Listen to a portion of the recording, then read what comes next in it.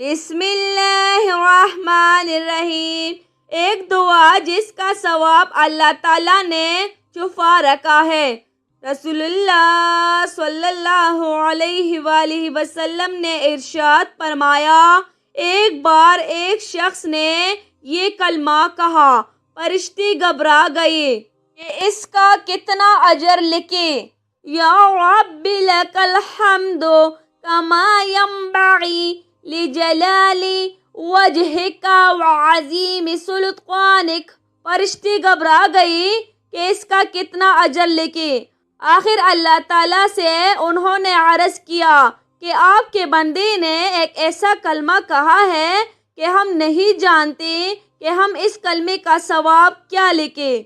پروردگار نے باوجود جاننے کے پوچھا کہ اس نے کیا کہا ہے۔ انہوں نے بیان کیا کہ یہ کلمہ کہا ہے۔